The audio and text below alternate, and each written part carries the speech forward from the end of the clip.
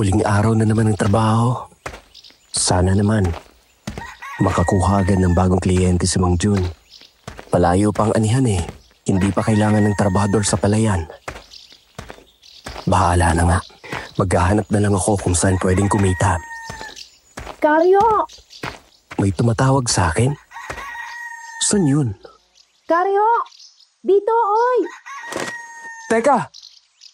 Si Darla yan na. Hoy! Darla! Kailan ka lang dumating? Ngayon lang din. Grabe! Walang pinagbago tsura mo ha. Magbabago eh. 2 taon ka pa lang namang wala. Ikaw nga. Maganda pa rin tulad ng dati. Loko. Bolero ka pa rin. Hindi bola yun ha. Totoo kaya? Ewan ko sa'yo. Oy, papunta ako dapat sa inyo ngayon eh. Trabador ka pa rin ba bilang karpintero ni Mang Ramon? Oo. Papunta nga ako sa kabilang baryo ngayon. May tinatayo kasing bahay doon. Ano bang kailangan mo sa amin? Di ba nga nagtatrabaho ko bilang katulong sa kapis? Yung amo ko kasi, balak lumipat dito. Nakabili na sila ng lupa't bahay. Diyan kina Aling Marta. Ngayon, balak doon ng amo ko magtayo ng karinderya dyan. Mas maganda kung magagawa mo na yung pwesto bago sila tuluyang lumuwas papunta rito. Isa pa, kailangan ding ayusin ng konti yung bahay mismo. Amo mo pala yung nakita kong kausap ni Aling Marta nung nakaraan. Oo, si Tatay Pablo yon. Siya yung pumunta rito para tinan yung sinabi kong bahay. Ayun.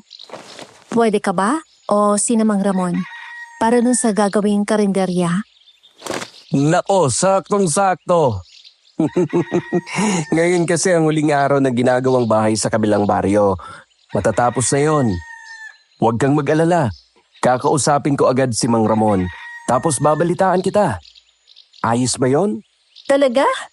Sabi ko na hindi ako nagkamali sa'yo eh. Puntahan na lang kita sa inyo mamaya. Siguro pagtapos ng tanghalian? Doon ka na lang mananghalian sa amin. Ipagluluto kita. Aba! Gusto ko yan. Siyempre, di ako tatanggi. Oo nga pala. Ba't nga malilipat ang mga amo mo rito? Sa kabilang dulo pa ng kapis ang kanila, di ba? May konting problema lang kasi. Pinalaya sila doon sa tinutuluyan naming baryo kaya ayun.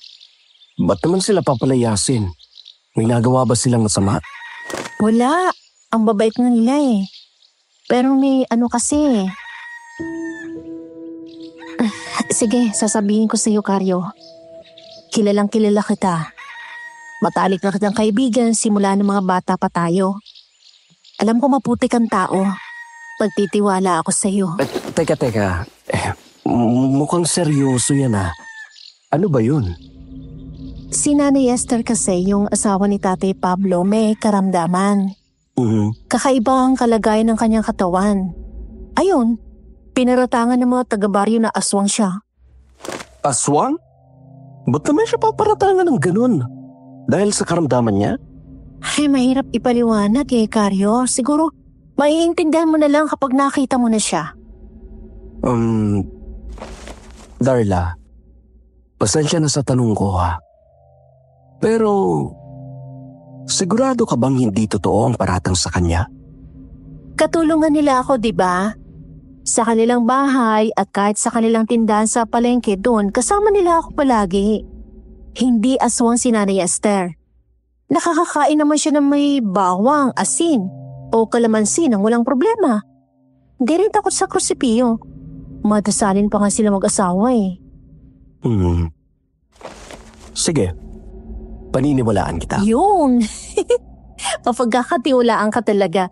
Tsaka, Karyo, wag mo na lang muna sabihin sa iba. Siguro, hayaan na lang natin makita si Nanay Esther ng mga tao rito. Tapos, tsaka na lang tayo magpaliwanag. Sige. Basta ba yung tanghalian ko ha? Oo na. O paano alis na ako. Sabihin ko si Mang Ramon tungkol dun sa gagawin. Nakamamatay ang maling akala Alam na alam natin ang kasabihang yan. Lalo pa at ipinapaalala sa atin yan ng isang sikat na kanta. Subalit kahit gasgas na napakinggan ang naturang kasabihan, may mga tao pa rin nagiging biktima ng mga paniniwalang walang batayan. Ang iba nadadapa dahil sa mali nilang pasya. Ang iba naman, gaya ng dating mga amo ng aking Lola Darla at Lolo Carlo, ay nalulugmok sa dusa at humaharap sa kamatayan dahil sa mga maling paratang. Kumusta po sa inyo dyan sa kwentong takip silim? Ako po si Carl, isang dentista rito sa may Iloilo. Ito pong ikikwento ko sa inyo ay hindi ko po sariling karanasan. Ito po ay tunay na pinagdaanan ng aking Lolo Carlo at Lola Darla noong mga binata't dalaga pa lamang sila.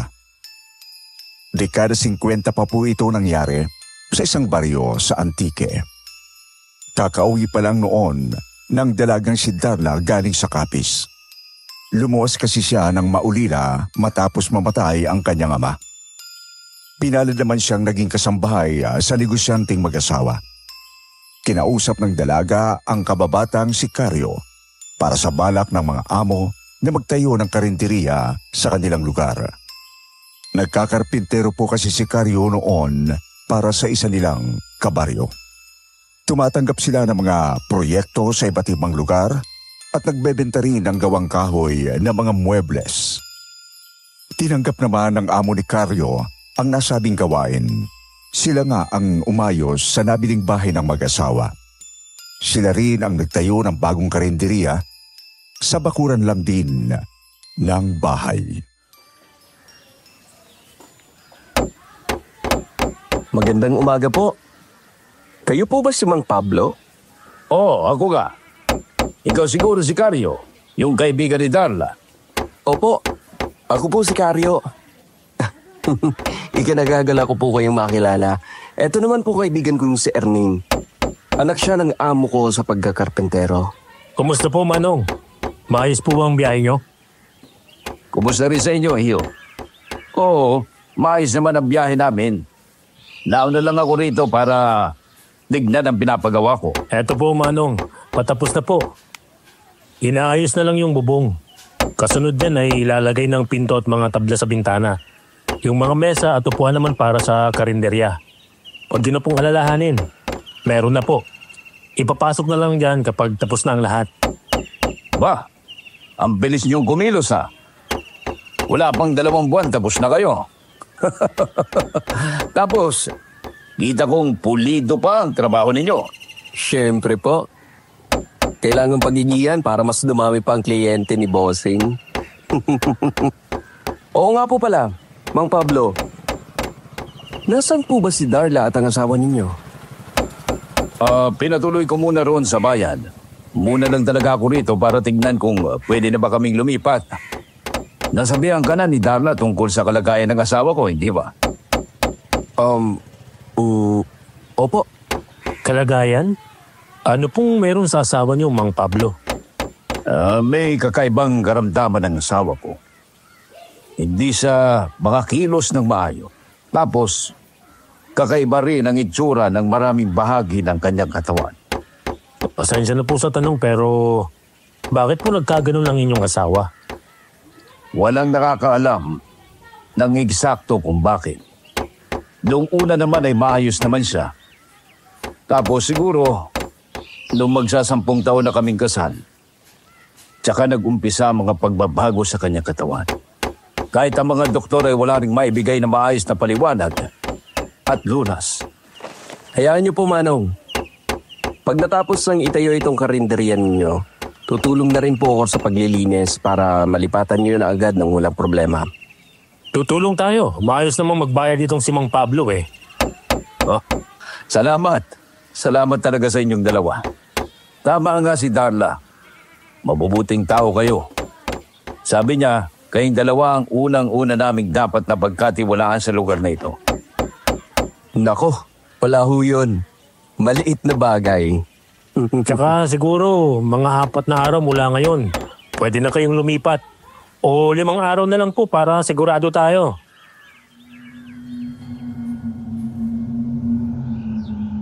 Sa totoo lang po, di mapalagay si Karyo kaiisip noon kung ano kaya talaga ang meron sa kanilang magiging bagong kabaryo. Bakit kaya umabot sa puntong pinaratangan itong aswang? Marami na siyang narinig na mga kwentong aswang sa kanilang lugar sa Isla ng Panay. Pero hindi pa naman siya nakakita talaga ng isa sa mga halimaw na ito. Kaya hindi niya maintindihan noon kung ano ang pwedeng magtulak sa mga tao para pagbintangang aswang ang isang ginang. Hanggang sa sumapit na nga po ang araw ng paglipat ng mag-asawa. Dumating sila sakay ng 2 karwahe.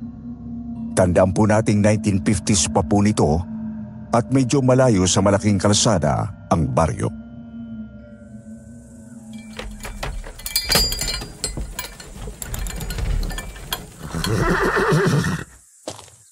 Kumusta, Darla? Magandang hapon po, Mang Pablo.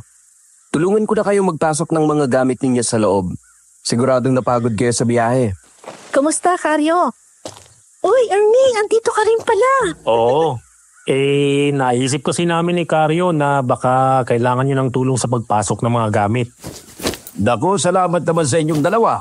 Hayaan ninyo, bibigyan ko na lang kayo ng konting pangmeryenda man lang. Ay, wag na po, Manong. Ayos na po sa aming makatulong. O siya, sige. Tulungan niyo na ako ipasok ang mga gamit. Si Tatay Pablo naman nag-aalalay kay Nanay Esther. Esther, halika na. Dahan-dahan tayo ha. Ingat sa pagbaba. Siya pala si Aling Esther. Medyo kakaiba nga siya.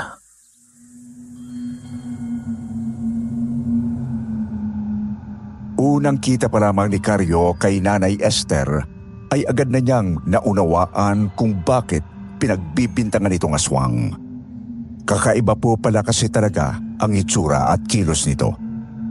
Hindi tuwid ang gulugod, mga binte, braso at kahit mismong kamay. Medyo tabingi rin ang panga. Kapansin-pansin ding gumagalaw ng kusa ang kanyang kalamnan. Sa pagkakaintindi ko, sa paglalarawan ni na lolo at lola, nag-twitch ang mga kasukasuan ng ginang. Maski nga ang mga mata ay bigla na lang gumugulong paitas.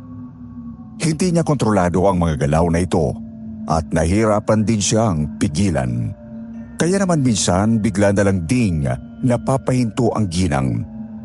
Pinipilit ituon ang atensyon sa pagpigil sa paggalaw ng kanyang katawan. Ngunit madalas natatalo siya ng nasabing twitching. Nakakapagsalita naman pero hindi rin tuwid. Magsikain lang kayo. Huwag kayong mahiya. Halos maghapon din kayong kumilos dito sa bahay. Kaya talagang hindi ako papayag na hindi ninyo tanggapin itong hapunan man lang, ha? Sige na, kain na. Ang sarap nitong adobong atay ng manok, ah.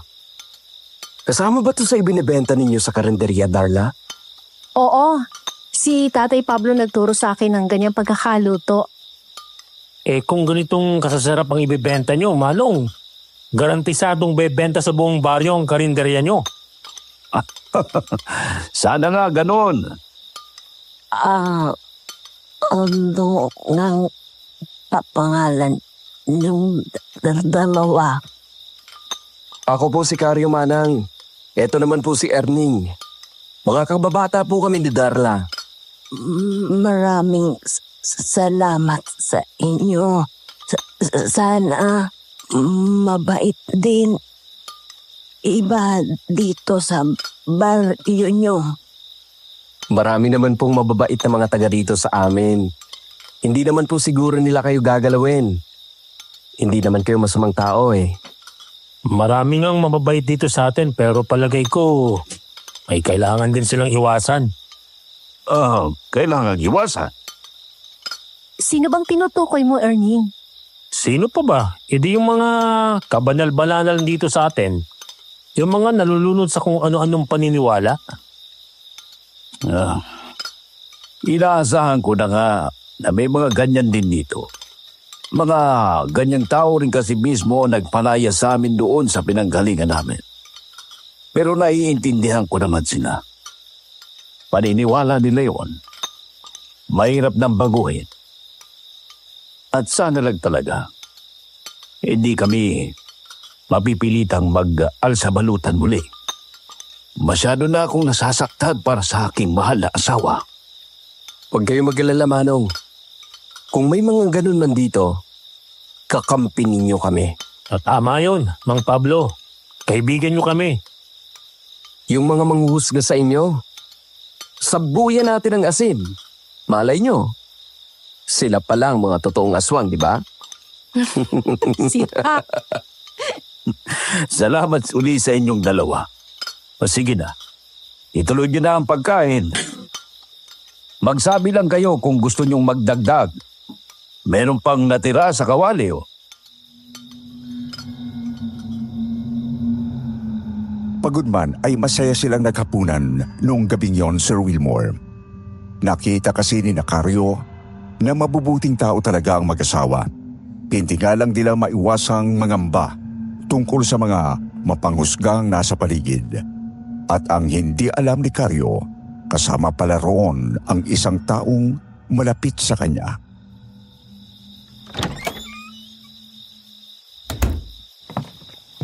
Nay! Nandito na ako! Oh, bakit ngayon ka lang? Medyo malalim ng gabi ah. Ay, tumulong nga po kasi kami ni Erning doon sa mag-asawang bagong lipat. Medyo marami silang gamit sa bahay at karinderya. Kaya ginabi kami. Ay, naku Karyo. Ikaw magdahan-dahan ka sa pagdikit mo dyan sa mga dayong yan. Hindi mo pa sila kilala.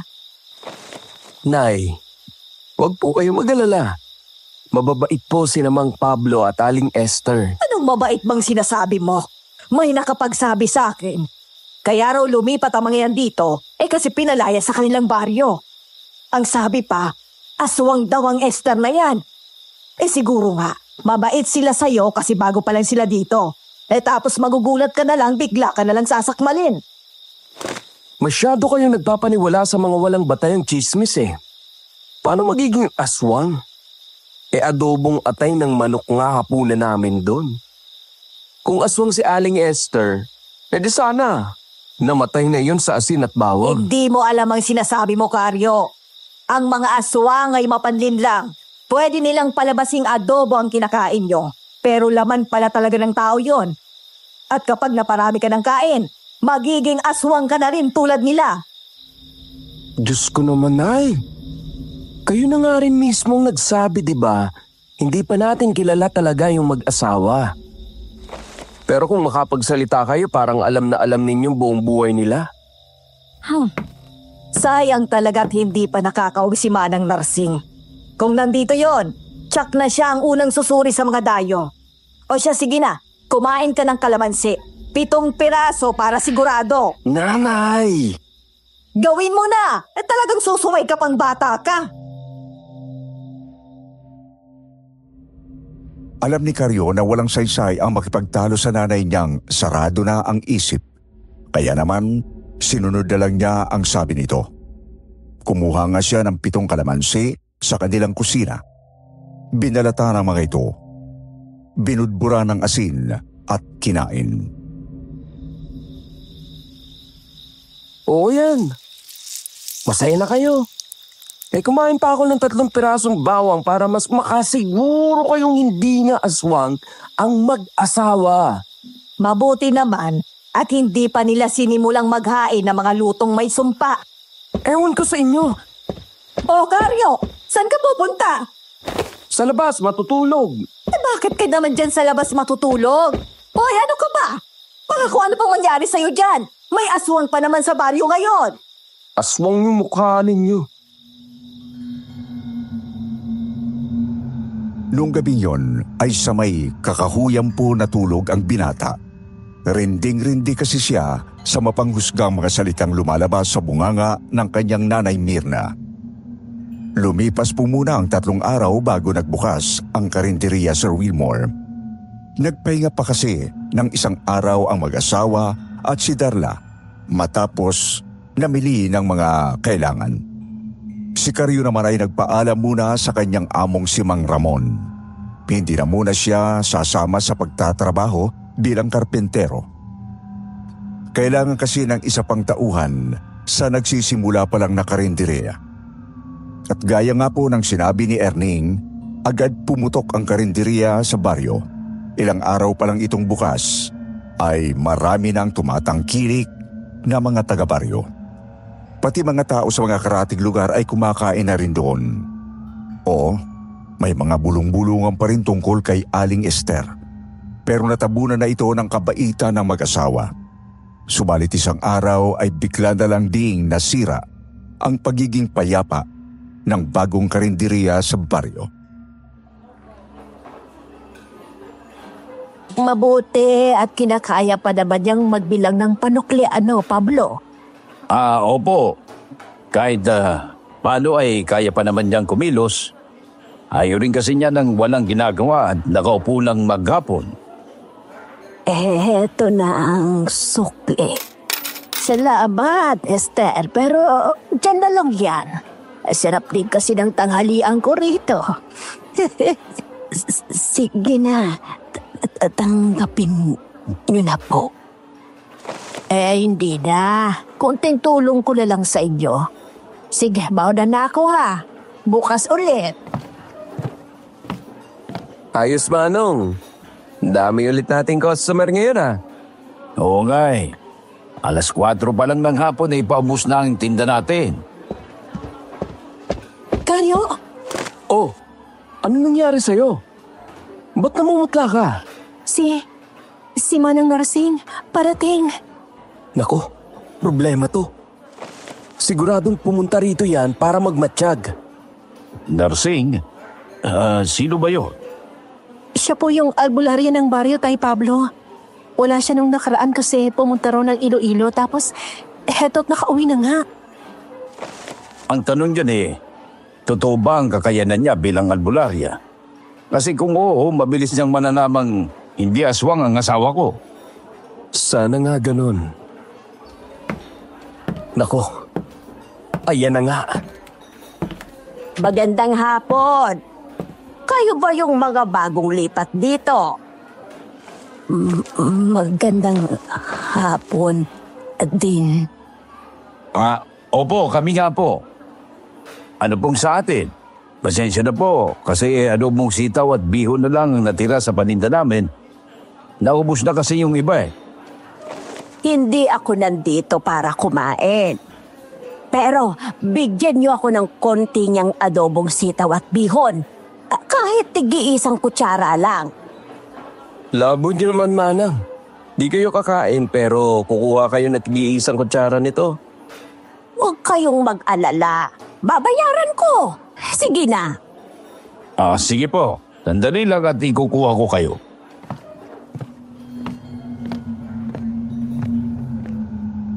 Nabanaag ni Karyo na lumungkot ang mga mata ni Aling Esther. Siguro ay alam na nitong pinaghihinalaan siya ng albularya. Sunod ay namalaya ng binatang nabigay na pala ni Mang Pablo ang hinihingi ng matanda. Binitbit ni Manang Narsing ang 2 platito na may lamang konting ulam. Pumunta siya sa isang bakanting mesa at umupo. Kumuha rin ito ng 2 kalamansi mula sa dala niyang bayong.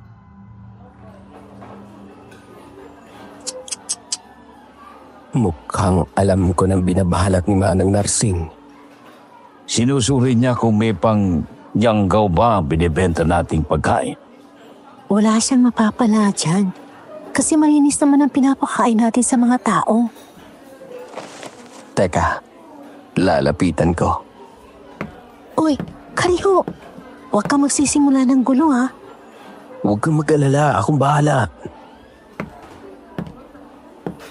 Manang, ano po bang ginagawa ninyo? Ba't niyo pinatakan ng kalamansi ang mga pagkain? Yung bihon naiintindihan ko pero yung adobong sitaw, medyo kakaiba po yata yan Sinusuri ko lang kung ligtas ba sa mga tao ang mga binibenta rito. Gusto ko lang makasigurado.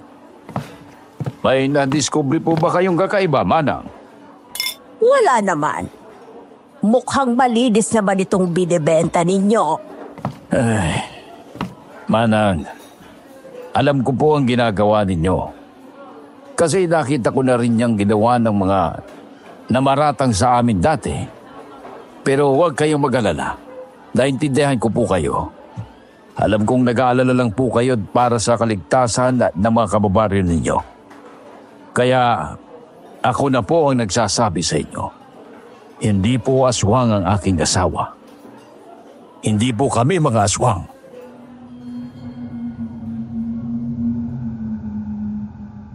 Tahimik na nakinig si Manang Narsing sa mga sinabi ni Mang Pablo. Pero hindi nakalagpas kay Karyo ang pasimpleng tingin ng albularya kay Aling Esther. Alam ng binatang hindi pa rin nalulusaw ang hinala ng matandang babae. Hetong bayad ko. Aalis na ako. Mukhang haharap na naman kami sa parehong problema. Ay nako. Kung nandito lang sana si Tata Maldo, baka matulungan niya tayo. Tata Maldo, Siya po ang isa sa mga matatandang iginagalang ng baryo. Kahit sila kapitan, ginagalang yun eh.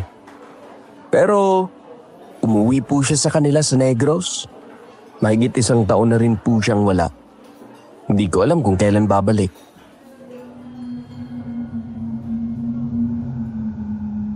Gumulong ang mga araw, nanatili ang masamang mga bulong-bulungan sa baryo tungkol kay Aling Esther. Madalas ting mapansin ni Karyo at Darla na nagmamatsyag sa paligid ng karinderya si Manang Narsing. Lalabhan ko na yung mga pamunas. Tapos ka na bang magligpit dyan? Oo, tapos na. Nakahanda na rin yung mga rekadong gulay para sa mga lulutuing bukas. Nga pala, Karyo. Si Manang Narsing, nakita ko na naman doon sa tapat. Ang sipag talagang magmatsyag niyang matandang yan eh, no?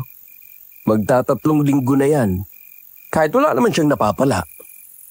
Sa narinig ko, naghihintay yata siya ng kabilugan ng buwan. Baka raw may mapansin siyang kakaiba. Hayaan na lang natin. Alam naman nating wala talagang mapapalayan dito eh. Hayaan nating magmatsyag yan hanggang sa mapatunayan niyang hindi nga aswang si Aling Esther. Isa pa, bala ko na rin kausapin bukas si Tata Maldo. Si Tata Maldo? Bakit? Nakauwi na ba? Kahapon pa raw. Yun ang sabi sa akin ni Erning kanina.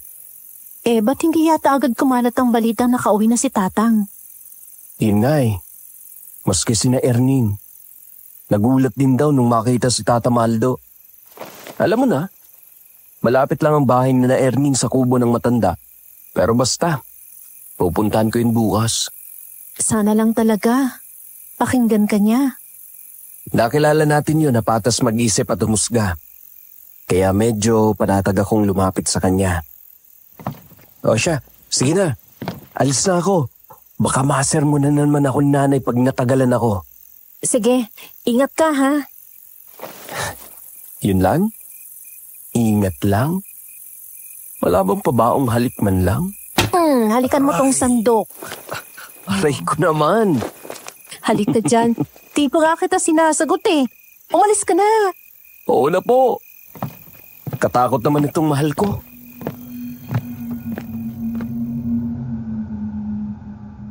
Lumakad nga po si Karyo pauwi. Sinadya niyang dumaan malapit sa bahay ni Tata Maldo para makumpirma kung naroon na nga ba ito. Subalit, ang natanaw lang ng binata ay ang saradong kubo ng matanda. Sarado ang pinto at ang mga bintana.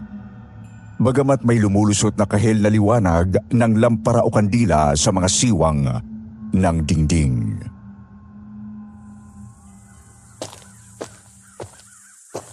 Mukhang nandyan nga si Tata Maldo. Tuloy ang bala ko bukas.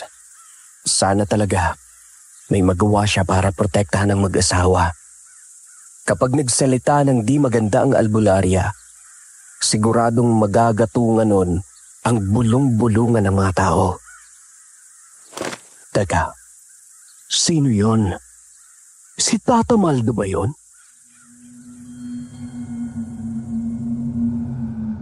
Napatitig pa ng gusto si Karyo nang may mapansin sa mga siwang ng dingding. Hindi siya sigurado, pero mukha kasing may sumisilip doon. May anino pa kasing humarang na tumatagos mula sa loob. Kaya naman, naisip niyang kausapin na lang si Tata Maldo nung hapon din yon. Tata! Tata Maldo! Andyan po ba kayo sa loob? Tata Maldo! Walang sumasagot At nasa na yung sumilip kanina? Namalikmata lang ba ako?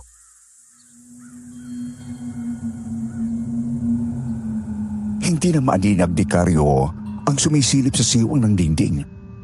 Diretso na kasi ulit ang tagos ng liwanag mula sa loob. Ilang minuto pa siyang nagtawag sa labas ng bakuran. Pero wala talagang sumasagot. Kaya naman nagpatuloy na lang siya pauwi. Pagkarating naman sa kanila, napansin niyang may pares ng tsinelas sa labas ng pinto. Kaninong tsinelas to? May bisita ba si nanay? Si Manang Narsing.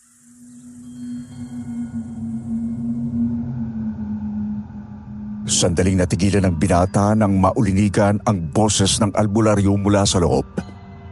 Salip na buksan ang pinto ay ipiniid niya ang tainga roon. Pinakinggan niya ang naging usapan ng albularyo at ang kanyang nanay Mirna. Kailangan mong pag-ingatan ang anak mo, Mirna. Mas mabuti kung paalisin mo na roon sa trabaho niya sa karinderya. Di ba, trabahador naman ni Ramon yon. Bakit po ba kasi, Manang? May nalaman ba kayo tungkol dun sa mag-asawa? Wala pa rin Wala pa akong nakukuhang patunay. Pero napakalakas ng masamang kutob ko. Alam mo kasi, Mirna, kahapon ay bigla na lang akong nakaramdam ng masama. Pakiramdam ko ay may dumating na isang masahol na halimaw dito sa ating baryo. Kinabahan ako ng husto. Pero alam niyo, Manang, maski ako ay duda rin sa kanila nung una. Kaso nakita naman ng mga tao na nakakakain talaga sila ng mga pagkaing may asin at bawang. Malinis din ang pagkain binibenta nila. Hindi naman sapat yun para masabing hindi nga sila aswang. Po? Ang akala ko ba, nasasaktan sa asin at bawang ang mga aswang? Maraming uri ng aswang na hindi tinatabla ng mga pangkaraniwang pangontra. Talaga po? Oo. Tandaan mong mapanlin lang ang mga halimaw na yon. Maaaring kinukuha lang nila ang loob ng mga taga-baryo. Tapos, tsaka sila gagawa ng kalokohan kapag malalim ng tiwala ng mga tao sa kanila. Ano pong gagawin natin? Ano pong balak nyo? Kailangan ko muna kasing makakuha ng solidong patunay na mga aswang nga sila. Kaya balak kong maghintay ng kabilugan ng buwan. Malakas ang kutob kong makukumpirma sa gabing yun ang hinala ko. 4 na gabi na lang bilog ng buwan. Kaya nga, konting hintay na lang ang kailangan nating gawin. Konti na lang at malalaman na natin kung aswang nga ba o hindi ang mag-asawang yun. Hindi maganda to. Napapaniwala na ng albularya si nanay. Nay! Nandito na po ako. Napahinto sa pag-uusap ang dalawang babae sa loob. Agad ding pinagbuksan ni Mirna ng pinto ang anak. Doon ay nabanaag ni Karyo na namumutla ang mukha ng kanyang nanay. Tapos, tinapunan siya ng makahulugang tingin ni Manang Narsing. Manang, nandito po pala kayo. Kanina ka pa ba rito, Karyo? Ngayon lang po. Bakit po, Nay? Wala naman. Aalis na ako. Mag-iingat kayong mag-ina rito, ha? Sige po, Manang. Magpapahinga na po ako, Nay. Anak, may kailangan muna tayong pag-usapan. Hindi. Hindi ako aalis kina Mang Pablo. Hindi sila masamang tao at lalong hindi sila mga aswang. Karyo, Narinig kong usapan ninyo ni Manang eh. Huwag kayong magpapaniwala doon, Nay. Nagmamatsyag lang naman yon. Ako nagtatrabaho mismo sa mag-asawa. Tapos mas maniniwala kayo doon? Karyo, ayoko lang namang mapahaba ka. Tsaka malapit na ang kabilugan ng buwan. Mapapatunayan na kung aswang ba talaga sila o hindi. Kung mga aswang nga sila, buti nang malayo ka na sa kapahamakan habang maaga pa. Eh kung hindi naman, edi mabuti. Hindi ko sila tatalikuran. Kahit ano pang sabihin ninyo, hindi ako aalis basta ron. Dahil lang sa walang batayan duda ninyo. May karamdaman yung tao. Nahihirapang kumilos. Tapos ganyan kayo? Masahol pa kayo sa halimaw eh. Karyo, Noong gabing yon ay muling umalis si Karyo. Balak niyang doon na naman matulog sa kakahuyan. Sa daan ay nakasalubong niya ang kaibigang si Erning. May bit-bit itong martilyo. Mukhang pauwi galing sa trabaho. Hoy, Karyo, gabi na. Saan ka pa pupunta? Sa kakahuyan ako matutulog. Hulaan ko. May problema kayo ng nanay mo, no? Nakakaringdi na kasi.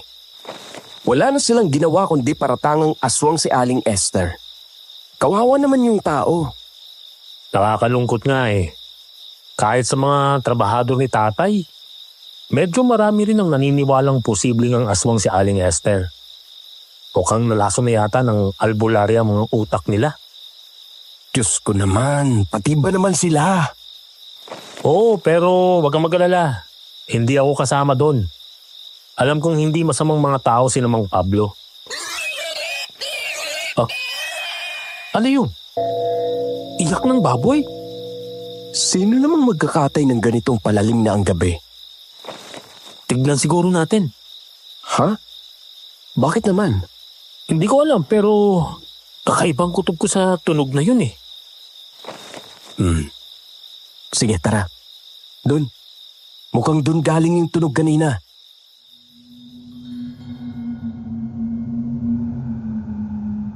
Mula sa daanan ay sumuot sila sa may kakahuyan. Hindi na ulit umiyak ang baboy, kaya nahirapan silang tukuyin kung nasaan ito. Madilim din po sa paligid Sir Wilmore. Medyo makahoy na kasi doon at gabi na. Pabilog na buwan na lang din ang liwanag ng magkaibigan.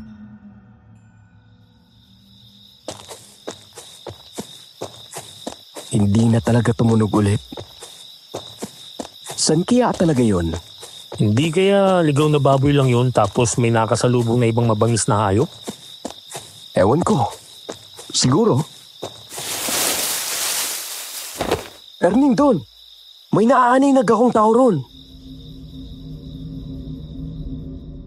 Ilang sandali pa ay may naaninag si Karyo na aninong gumagalaw sa pusod ng kakahuyan. Medyo malayo na po ito sa kanila, kaya hindi niya nakita ng maayos. Mabilis din itong naglaho sa dilim. Pero napansin niyang anino ng tao ang hugis nito. Agad-agad naman na tinumbok nila ang pinuntahan ng nasabing anino.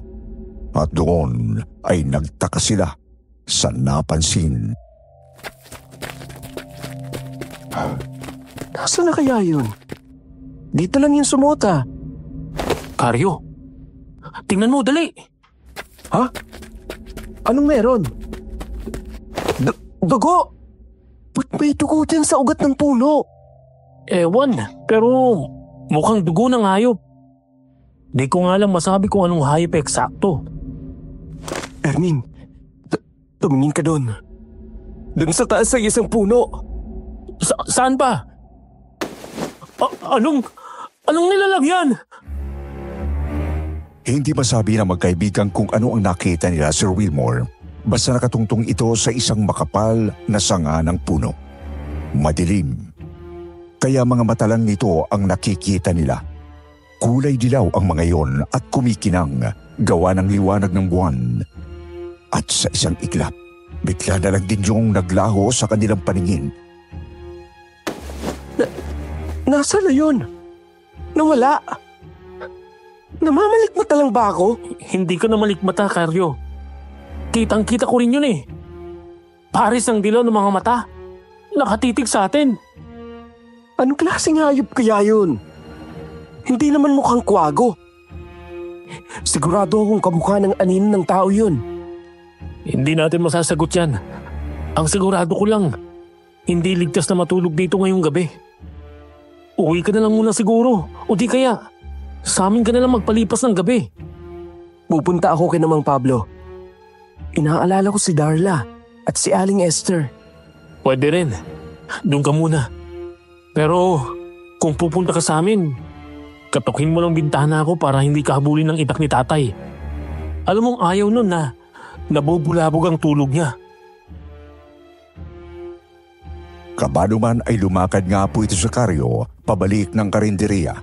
Palingon-lingon dahil sa bahagyang pangingilabot. Oh, Karyo, anong ginagawa mo rito? Kabing-gabi na. Si Manang Narsing kasi pumunta sa bahay. Ayun, nabilog ang ulo ni nanay. Pinipilit ni nanay na umalis na ako sa karinderya. Aswang araw kasi ang mag-asawa. Ay, kailan ba kasi matatapos to? Naaawa na ako sa mga amo ko eh. Hindi ko rin alam. Basta ang narinig ko, may kung anong balak ang albularya sa kabilugan ng buwan.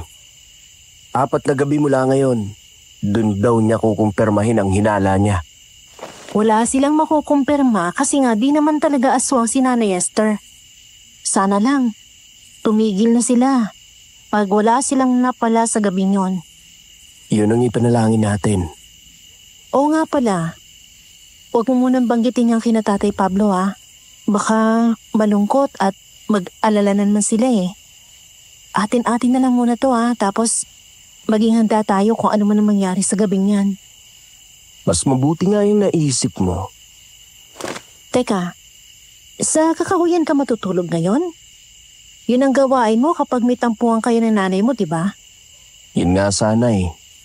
Baka pwedeng dito na muna ako? Kahit dun lang ako sa karinderya, ayos na ako. Anong ayos ka dyan? Malamig kaya kapag gabi? Di masyadong sarado yung tindahan, no? Lalamigin ka dyan. Dito ka na lang. Sa tabi mo? Nahihiya ako eh. Sira ulo. Dito sa sala, ibig kong sabihin. Oh, andito ka pala, Karyo. Opo, Mang Pablo. Makikitulog daw, Tay. Nagkatampuhan daw sila ng nanay niya eh. Oh, ano bang pinagawayan niyo ni Mirna? Nako, wala lang po yun. Maliit na bagay lang yun, Manong. Bukas ayos sa ulit kaming magina. Ganun ba? O sige. Pwede ka rito sa may sala. May banig pa naman kami na hindi ginagamit eh. Doon nga po natulog si Karyo noong gabing yon. Naging tahimik naman ang magdamag sa bahay ng mag-asawa. Wala silang kaalam-alam na hindi na pala nila kailangang maghintay ng ganap na kabilugan ng buwan. Dahil lang sumunod na araw, agad nang ginimbal ng isang kahindik-hindik na pangyayari ang buong baryo. Tao po! Mang Pablo! Tao po! Ano ba yan? Ay, ang aga pa. Ba't may kumakatok? Darla? Mang Pablo! Pagbuksan niyo po ako! Si Erning? Ginagawa niyan dito. Dali-daling bumangon si Karyo mula sa banig na nakalatag sa may sala. Agad niyang pinagbuksan ang kaibigang kumakatok. Erning, anong ginagawa mo rito? Karyo, may aswang. Ano? Anong aswang bang sinasabi mo? Ano, Erning? Aswang! Opo, Mang Pablo. May nakita po kasing baboy na durugan katawan dun sa may kakahuyan. Halatang nilapan ng kung anong napakabangis na halimaw. Halos masimot din ang dugo. Kunti na lang ang natira. Hindi. O Diyos ko. Palagay ko yun yung baboy na narinig nating umigik kagabi, Karyo. At kung tama ang hinala ko, siguro, yung aswang mismo ang nakita natin sa may kakahuyan. Ay, hindi maganda ito. Baka kami ng asawa ko ang paratangan sa nangyari. Yun na nga po, Mang Pablo. May bulong-bulungan na eh. Baka mamaya, sugurin kayo rito. Siguro mas mabuti kung umalis muna kayo. Kahit mga ilang araw lang. Ang totoo po, narinig ko kaninang nag-uusap sina Kapitan. Kasama si Manang Narsing at ang nanay Mirna mo, Karyo. May balak na silang pumunta rito para hulihin si Aling Esther. Ito na naman. Kakalipat lang namin eh. Dahil sa parehong problema tapos ngayon. Ito na naman. Walang bilisan nyo na po. Akayin natin si Manang Esther. Nag-usap na kami ni Tatay Ramon. Pwede kayo ron magtago muna sa bahay namin. Naloko na. Parating ng mga tao. Anong nangyayari dito? Karyo? Erning? Makinig kayong tatlo. Una, gusto kong sabihin napakalaki ng pasasalamat namin sa inyo. Salamat kasi tinuring nyo kaming mga tao na kasawa ko. Kaya hindi ko hahayaang madamay kayo sa sigalot na ito. Tatay Pablo, ano ba sinasabi niyo? Parating na ang mga tao. Bilisan nyo na. Umalis na kayo. Lumayo na kayo sa amin. Ano mang mangyari, huwag na nyo kaming tutulungan ng asawa ko. Hindi kayo dapat na madamay. Hindi kayo dapat na mapahamak. Pero tay, hindi naman po tama yan. Pamilya lang turing ko sa inyo. Kayo na nagsilbing mga magulang ko. Alam ko, Darla, alam ko. Pero masakit din sa akin ito. Pero mas masakit kung makikita kong madadamay kayo. Darla, makinig ka sa akin. Umalis na tayo sa ngayon. Kung lahat tayo huhulihin ng mga yan, wala nang magliligtas kina Aling Esther. Karyo, sinabi nang huwag na kayong makialam. Hindi kayo dapat na madamay. Umalis na kayo, layuan nyo na kami. Tara na, Darla. Bilisan na natin. Tay, pangako, tutulungan namin kayo. Hindi namin kayo pababayaan. Mahal ko kayo. Mahal ko kayo ni nanay. Napilitang umalis ang tatlo. Doon sila dumaan sa may likod bahay. Makikita sila ng mga tao kung tuloy-tuloy lang silang tatakbo. Kaya naman naisip ni Erning na magtago muna sila sa may halamanan. Mula roon ay kitang-kita at dinig na dinig nila ang naging tagpo sa bakuran ng bagong tayong karindereya. Kung yung sasaktan ng asawa ko, nagmamag-awa ako sa inyo. May karamdaman si Esther. Hindi niya dapat danasin ito. Pasensya na, Dayo. Ang asawa mo ang tinuturong pumatay sa lagang baboy ng isa sa mga taga-baryo. Noong wala pa kayo, kailanman ay walang nagyayaring ganitong lagim sa aming lugar. Nangyari lang ito ngayong dumating kayo. Ngayong nandito na kayo niyang asawa mo.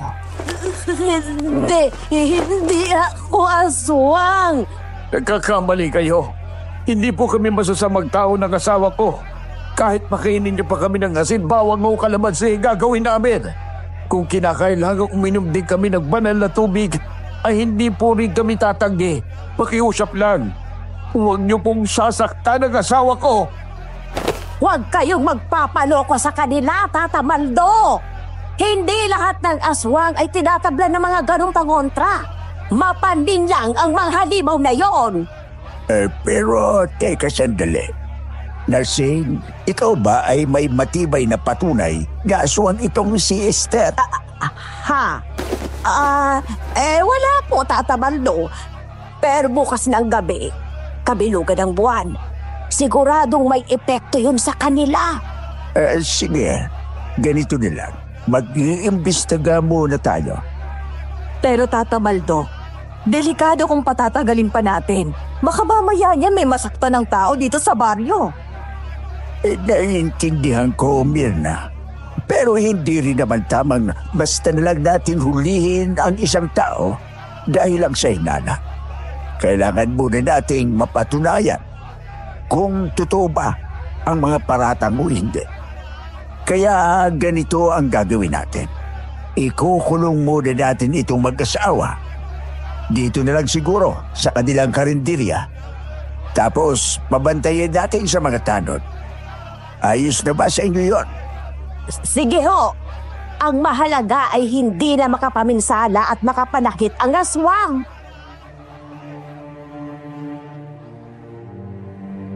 Kahit paano ay nakahinga ng maluwag sina Karyo, Darla at Erning sa narinig.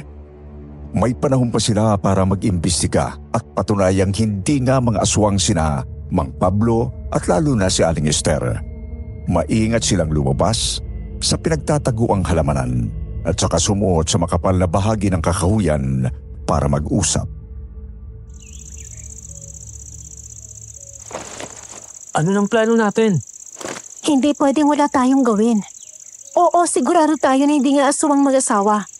Pero kung mananahimik lang tayo, baka kung anong peking patunay itanim ng albularya. Tama yun, Darla. Kaya naisip kong maglibot-libot tayo kapag gabi.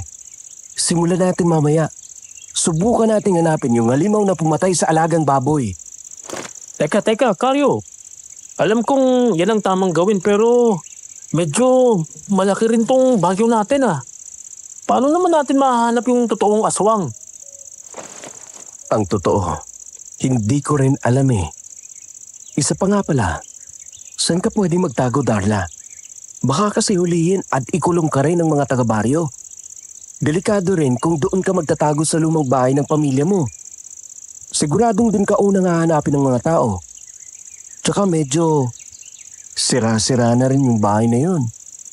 Doon na lang muna siya sa amin. Kakampi natin si Tatay Ramon. Kahit ate ko, hindi rin sang-ayon sa ginagawa ng mga tao sa mag-asawa eh.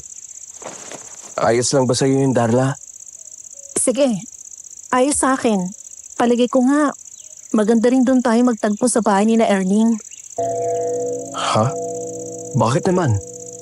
Ang ninakaw na baboy, galing sa bahay na medyo malapit kina Erning, di ba? May posibilidad na doon ulit sumalakay ang aswang mamaya. Oo nga no. Ayun. Doon na lang din muna ako. Baka rin kasi ako naman ang pagdiskitahan ng mga tao pag nakita ko eh. O sige, tara. Mag-ingat lang tayo papunta ron para hindi tayo makakita ng mga taga-baryo. Mauna ako ng ilang metro para magmatsyag sa daan natin. Agad niyang pumunta ang magkaibigan sa bahay ni na Erning. Doon ay mainit silang tinanggap ng pamilya ng binata. Naroon ang tatay at nakatatandang kapatid nitong babae. Doon sila pinagtago sa ikalawang palapag para siguradong hindi sila basta makita ng mga tao. At doon sumapit na ang dilim ay naghanda sila para galugarin ang baryo. Lumabas sila pagkatapos maghapunan. Mga pasado 7:00 ng gabi. Ayos ang pagkakahasa mo dyan sa Itaka, Karyo. Inayos ko talaga to para siguradong masugatan ang halimaw. Sigurado ka bang yung martilyo lang dadalhin mo, Erning? Gamay ko lang kasi itong gamitin. Isa lang ang itak namin sa kusina. Pangkaraniwang mga kutsilyo na lang yung natira doon. Sana lang talaga may talab sa totoong aswang tong asin, ano? Malamang tatalab yan.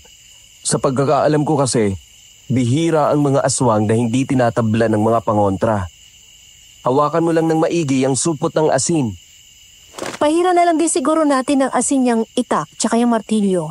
Sige, tapos tumuloy na tayo.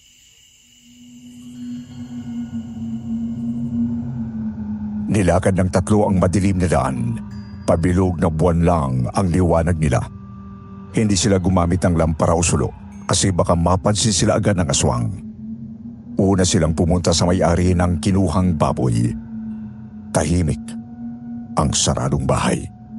Wala silang napalaron, kaya nagpalakad-lakad pa sila sa paligid. Mag-aapat na oras na tayong palakad-lakad. Wala pa rin talaga. Baka naman walang balak manggulo ang aswang na yun. Posible yan. Siguro nag-iingat kasi naalerto ang mga tao sa ginawa niya kagabi. Pero Koy, huwag pa rin tayong panghinaan ng loob. Ituloy lang natin tong pagmasid-masid hanggang mga hating gabi siguro. Tapos, tsaka na tayo bumalik sa bahay. Pwede na yun. Pwede na yun, Erning. Lumibot na lang ulit tayo bukas ang gabi kung wala talaga tayong anihin ngayon. Teka sandali. Tingnan niyo yun. Ha? Saan? Doon oh, sa may kubo. Bahay ni namang Kaloy yan ah. At, oo nga no, sino yung nasa bakuran? Magtago tayo, bilis.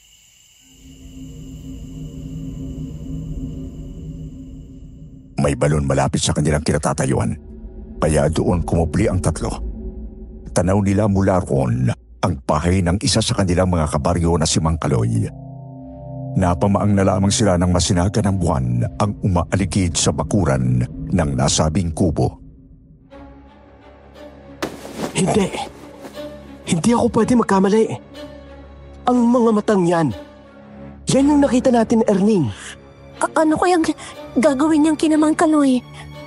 Maghintay lang tayo dito. Tumempo tayo. Huwag tayong padalos-dalos. Kumalma kayo.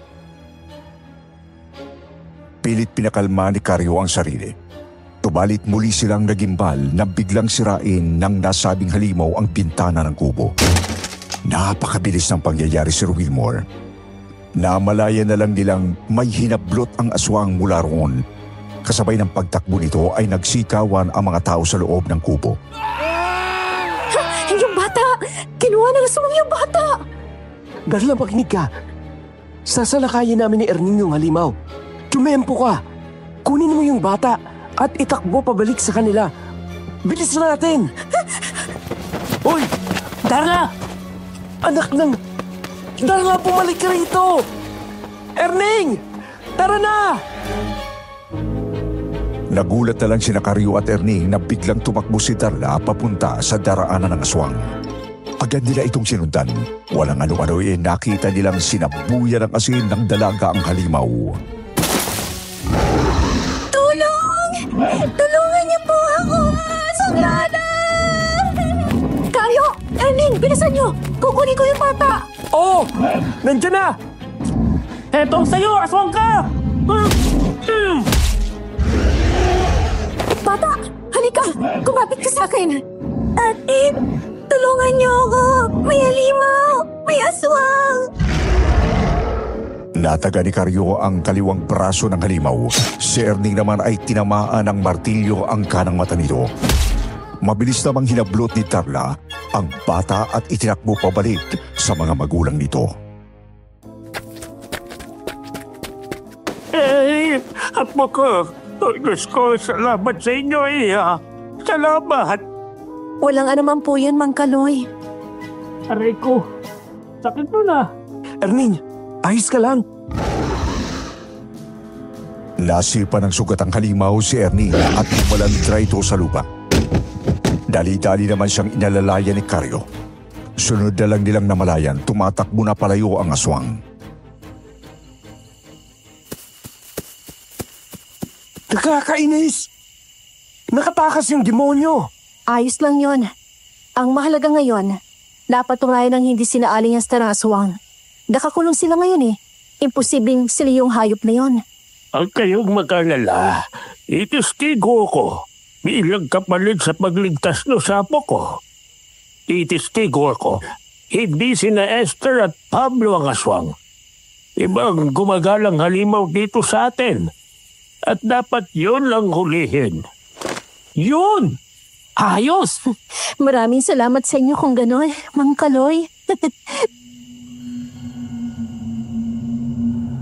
Noong gabi rin yung mismo ay tinawag ng magkaibigan at ni Mang Kaloy ang kanilang mga kabaryo. Nagtipon sila sa harap ng kubo ng pamilya ng matanda.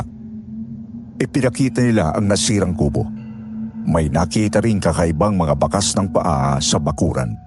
Idagdag pa ang itim na dugo sa itak ni Karyo at sa martilyo ni Erning. Makinig kayo, mga kabaryo ko. Kitang-kita na natin ang patunay. May aswang na gumagala sa ating mahal na baryo. Subalit, hindi yun sina Pablo at Esther. Inosente ang mga tayo. Makawalan natin sila at tugisin ang tunay na halimaw. Ay, Diyos ko, totoo ba ito? Nay, kinalaban namin ang aswang. Anong patunay pa bang ipipilit ninyo? Maling mga taong pinagbibintangan ninyo kasi sarado yung mga bungo ninyo. Ang kikitid ng mga utak ninyo. Nakahanda kayong ikulong, parusahan o kahit isakripisyo ang mga inosente para lang ipilit yung peking hustisya na yan. Malala pa kayo sa halimaw! Malala pa kayo sa aswang! Karyo, huwag ka namang magsalita ng ganyan. Ang amin lang naman ay manatiling ligtas ang baryo. Ewan ko sa inyo! Wala nang pag-asa yung laktaw ng kukote ninyo! Matapos ang pagyayari kina Mang Kaloy, ay agad na dumiretso ang magkakaibigan sa karinteria. Nakita nilang pinalaya na pala ang mag-asawa at nakabalik na sa loob ng kanilang bahay.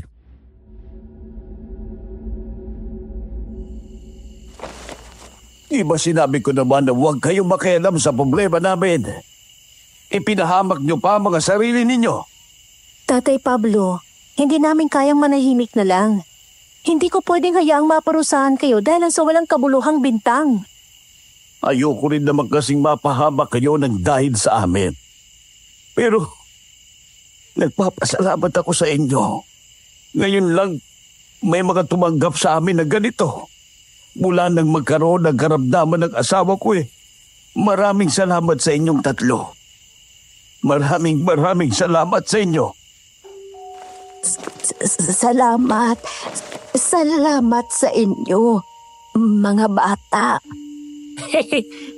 Wala po yun, Mang Pablo, Aling Esther. Alam naman kasi namin kung anong totoo. Pinanindigan lang po namin. Pero may isang problema pa ang baryo. Sino ang aswang? Malalaman natin yan bukas. Napuruhan namin yan Sino mang may sugat sa kalimang braso at sabog ang kanang mata, malamang siya ang halimaw. Pero pwede naman magdahilan ng kahit sino na naaksidente lang, di ba? Kapag may nakita tayong kahina-hinala, sabuyan natin ang asin. Oo nga, no? Nasaktan ng aswang nang masabuyan ko ng asin. Tinablan siya noon. Humingi tayo ng tulong sa mga kabaryo natin. Bukas, hanapin natin kung sinong demonyo. Mag-iingat kayo. Baka paano kayo sa gagawin ninyo? Aswang ang kakalabanin ninyo. Mang Pablo, huwag kayong mag-alala. Hindi lang naman kami ang kikilos. Hihingi kami ng tulong sa iba pa. Kayo naman po rito, siguro magsaboy kayo ng asin sa bakuran ninyo. Sige. Basta't kung may tutulong ako ay magsabi lang kayo. Hindi nga lang ako makakasama sa paghahanap dahil hindi ko pwedeng iwanan si Esther. Oo, ayos lang po, Mang Pablo. Naiintindihan po namin. Di na lang din muna ako sasama. Dito muna ako kina tatay. Mabuti na yun, Darla. Mamaya niyan, bumalik na naman dito yung peking albularyang yon. Peking albularya? Kasi naman kung lehitimong albularya siya, dapat nalaman niya agad ang totoo. Di ba? Hindi nga niya matukoy kung sino mismo ang halimaw O siya, sige na. Magpahinga na muna kayo. Napakalalim na ng gabi. Pagod tayong lahat. Uwi na po ako, Mang Pablo. Malamang hinahanap na ako ni Tatay Ramon ngayon. Sige, mag-iingat ka, Ernig. Ikaw ba, Karyo? Uwi ka na muna sa inyo. Opo, Mang Pablo. Kausapin ko muna si nanay. Siguro nga nakakainis yun pero mahal ko pa rin naman yun. Mag-iingat kayo sa daan, ha? Lumakad niya ulit ang dalawa sa gitna ng gabi. Una nilang nadaanan ang bahay ni na Erning. Tapos saka didiretso si Karyo sa bahay nila ng kanyang nanay Mirna. Dediretso ka talaga sa inyo, Karyo. Delikado pa namang maglakad ng mag-isa ngayon. Kung sa bahay ka na lang muna kaya magpalipas ng gabi. Tapos bukas mo na kausapin si Aling Mirna. Kung sa bagay, mahirap nang magpakatanga. Galing din sa bahay ni Tata Maldo. Puntahan natin. Baka mamaya niyan, may masamang nangyari sa matanda. Teka, sadali, Karyo. Tingnan mo sa bakuran ng kubo. Tinignan ni Karyo ang itinuro ng kaibigan. Sa bakuran ay nakita nilang dalawa ang kakaibang mga bahid ng likido. Kulay itim. Hindi ako pwedeng magkamali. Erning, dugo ito! Dugo ng aswang! Sinalaki ng aswang si Tata Maldo. Kaya ba wala siya kanina nang magtipo ng mga tao? Kailangan nating mag-ingat kung ganon. Magmatsyag muna tayo rito sa labas. O sige. Yun nga po ang ginawa ng dalawa. Nagmatsyag muna sila sa labas ng kubo ni Tata Maldo. Nilibot nila ang bahay. Wala naman silang nakitang sinira o pinilit buksan para pasukin. Kaya lalo silang nagtaka. Hindi kasi talaga maganda ang kutob nila sa dugo ng aswang, sa bakuran at sa mga naririnig nila mula sa loob. Nung una ay puro kaluskus at kalabog lang ang mga tunog. Subalit, ilang minuto pa ay sinabayan na ang mga ito ng impit na pagdaing ng matanda. May masama talagang nangyayari kay Tata Maldo. Pasukin na natin ang kubo.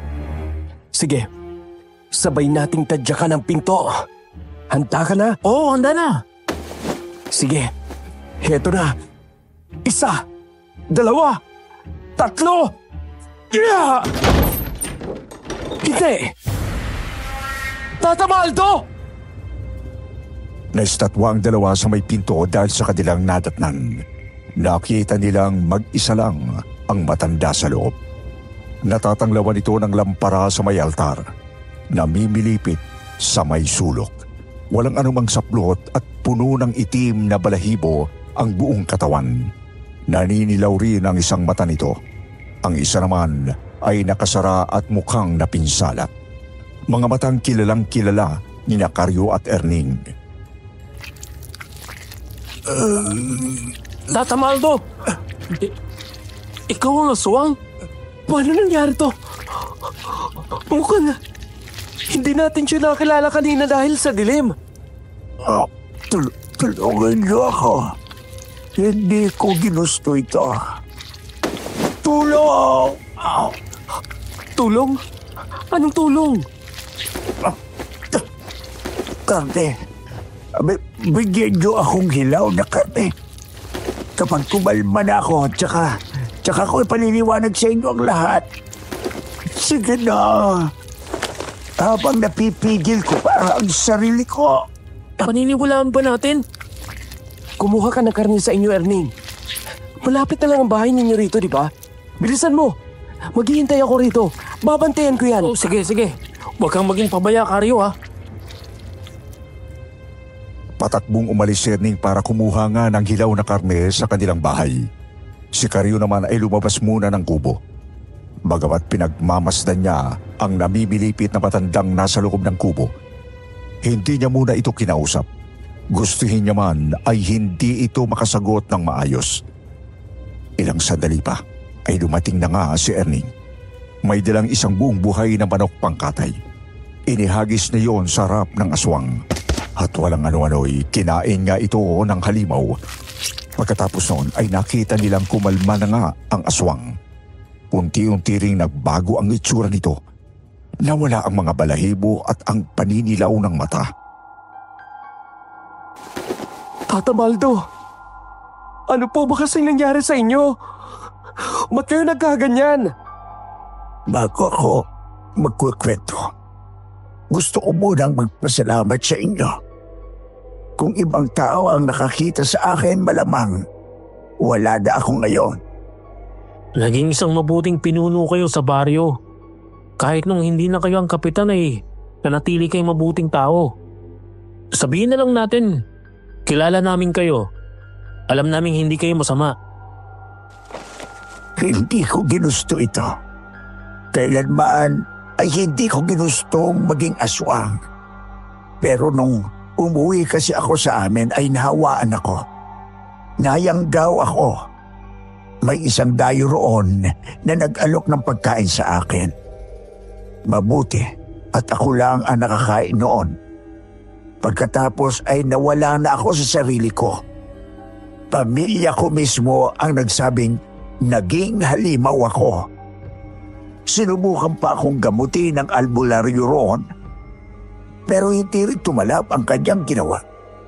Hindi niya matanggal ang dugong aswang sa akin. Maniwala kayo sa akin. Hindi ko ginustong makapanakit ni duman. Pero kapag lumalabas ang pagkaswang ko, hindi ko napipigil ang sarili ko. Hindi ko na alam ang nagagawa ko. Kanina lang ay hindi ko alam ang nangyari. Basta natagpuan ko na lang ang sariling namibilipit dito sa loob ng kubo. Sugatan na ang braso ko at putok na ang isang mata. Hindi ninyo naalala kung paano ninyo nakuha ang mga sugat na yan? Hindi. Kahit pilitin kong isipin, wala talaga. Kami po ang nakaharap nyo kanina, Tata Maldo. Yun nga lang ay, hindi rin namin kayo nakilala. Si Karyo ang sumugat sa braso nyo. Ako naman ang nakadali sa mata nyo. Ano?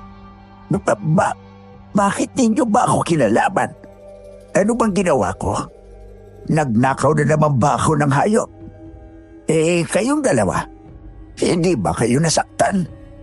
Huwag po kayong magalala. Ayos lang kami ni Karyo. Pero mas malala pa po sa pagnanakaw ng alagang hayop ang nagawa nyo. Kinalaban po namin kayo kasi may dinukot kayong bata. Yung apo ni Mang Kaloy. Nasaktan ko ba ang bata? Hindi naman po. Nakita po kasi namin kayo noong mismo sandaling kinuha ninyo ang bata mula sa kanilang bintana. Tapos, nahablot yung bata mula sa inyo ni Darla. Naibalik na po siya sa kanyang mga magulang. May konting galos, pero ligtas naman po. Diyos ko, muntik ako makapanakit ng isang paslet. At may naparatagan ding aswang dahil sa akin. Huwag ninyo na pong alalahanin si Mang Pablo at Aling Esther. Alam na ng mga tao na hindi sila ang halimaw. Yun nga lang, ay tinutugis na po nila ang totoong aswang ngayon. Tata Maldo, hindi namin masisiguradong kaligtasan nyo kung sakali. Totoong aswang po kayo eh. Pasensya na po talaga, Tata Maldo. Pero mas mabuti siguro kung magpakalayo-layo na lang kayo. Mapapahamak lang kayo kapag nanatili kayo rito. Hindi. Pagod na ako. Ayokong takasan ang mga kasalanan ko. Isa pa, kung lalayo ako ay makakapanakit lang din ako sa ibang lugar. Hindi rin kasi sigurado na palagi kong mapapakalma ang sarili ko sa hilaw na karne ng hayop. Naririyan ang posibilidad na baka hindi ko mapigil ang pagkayok sa laman ng tao paglaon. Po? Ano pong binabalak nyo, Tatang? Susuko ako sa mga taga-baryo at sasabihin ko sa kanila ang totoo. Sigurado na po ba kayo dyan? Oo, sigurado na ako. Bukas na bukas din ay itutuloy ko ang bala ko.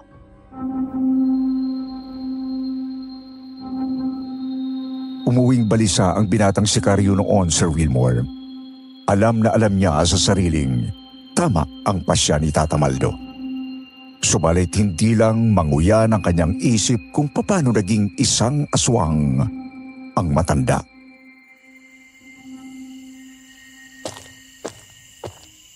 Napakabuting tao ni Tata Maldo.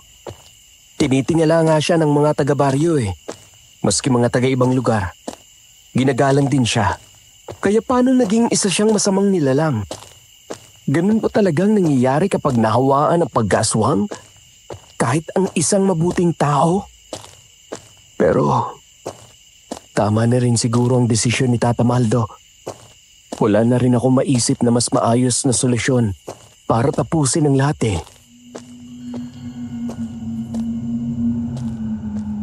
Pagkarating sa kanilang bahay ay nagkausap naman ng maayos sina Karyo at ang kanyang nanay Mirna. Nangako nga rin po ang ginang na hihingi ng tawad sa mag-asawa sa sumunod na araw. Hindi nga lang muna binanggit ni Karyo ang tungkol kay Tata Maldo. Pasikat naman ang araw ay agad na nagpatawag ng pulong si Tata Maldo. Doon yun gaganapin sa mismong harap ng bagong tayong karinderya. Agad ay nagtipon ang karamihan sa mga taga-baryo. Maski ang albularyang si Manang Narsing ay naroon din.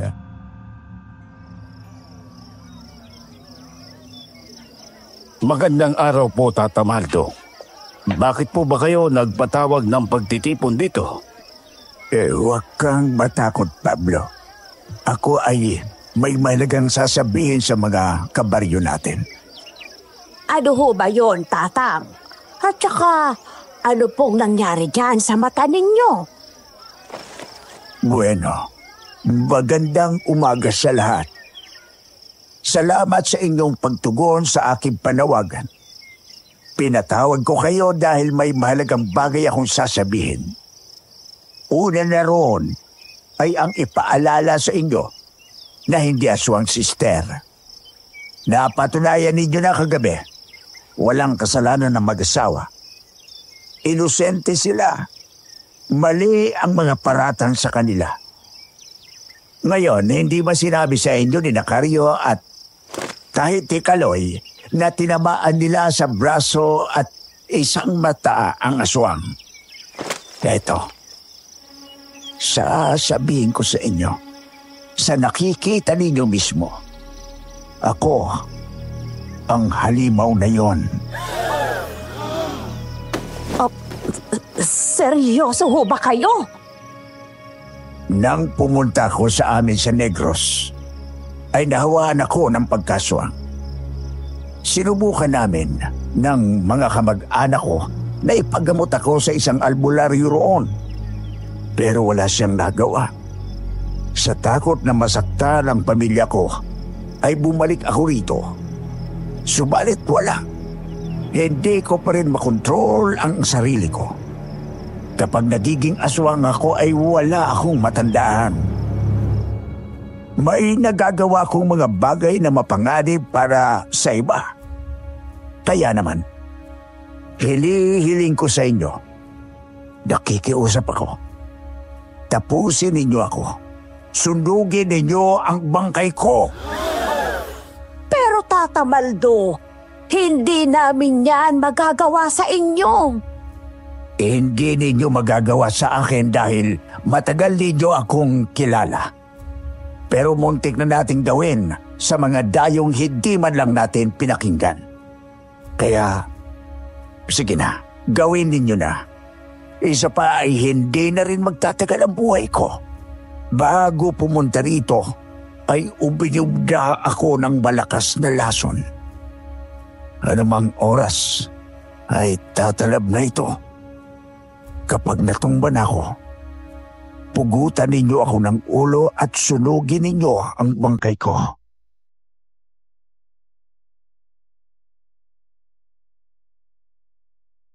Sir Wilmore nabalot ng magkahalong pagkabigla, lungkot at kilabot ang magkakabaryo. Hindi nila malaman kung susundin ba ang pakiusap ng isa sa kanilang mga pinuno.